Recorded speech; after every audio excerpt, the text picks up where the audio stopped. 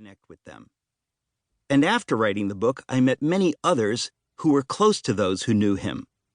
I have treasured these hallowed encounters immeasurably, though I have not mentioned most of them until now. It was on a sun-filled April day in 2008 that Renate Bethge, Dietrich's niece and the widow of his best friend Eberhard Bethge, greeted me and my wife, Suzanne, at the door of her home near Bonn. I remember first beholding with my own eyes the flaxen white hair and piercing blue eyes of Dietrich's maternal von Hase genes, unmistakable in the woman standing before me in her entrance hall, who with typical German brusqueness apologized for her appearance and scuttled away to set the table.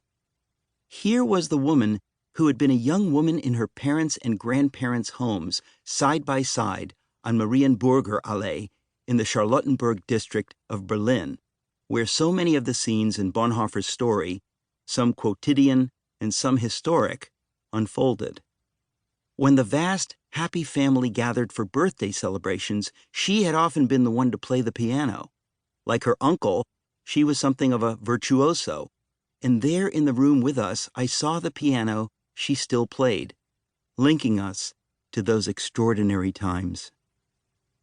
Frau Bethge, as I called her that day, had in 1944 ridden in the car to deliver to the brave Tegel prison guard Knobloch those things necessary for Dietrich to make his escape shortly after the failed July 20th plot.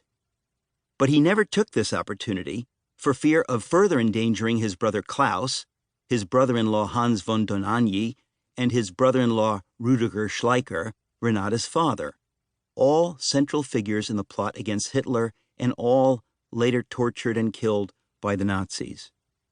Our hostess had lost her father and two beloved uncles in those years. But just before these sadnesses, she had at the tender age of 16 married Eberhard, their wedding sermon penned by Dietrich himself, then already imprisoned and unable to attend. It is now a classic of 20th century letters, and here was the woman at whose nuptials those words were first read, when the hope was still very bright that its author would be released to marry his own young fiancée, Maria von Wedemeyer, and that he and Eberhard and their beautiful young wives would be able to enjoy the decades ahead together. The house that day was just as it had been when her husband passed away in 2000. Bonhoeffer had written his now famous letters and papers from prison to Eberhard, who in releasing them had introduced his valorous genius friend to the wide world.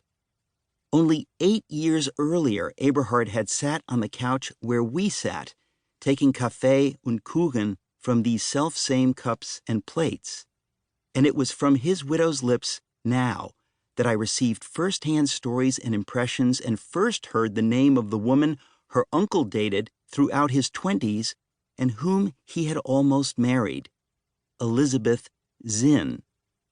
Until 2008, it would have been somehow unseemly and awkward to mention her relationship to Dietrich and to include her name in a book, principally because Germans can be extremely private about such things. Perhaps there was some embarrassment about it since they traveled in similar social and academic circles. So Eberhard Bethge's own unsurpassable 1967 biography did not mention her name, nor had any subsequent books.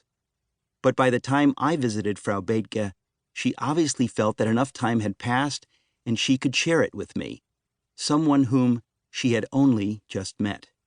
So I thought it was right for me to include it, and I did, proud that in this very smallest way I might have added something to Bonhoeffer's studies going forward.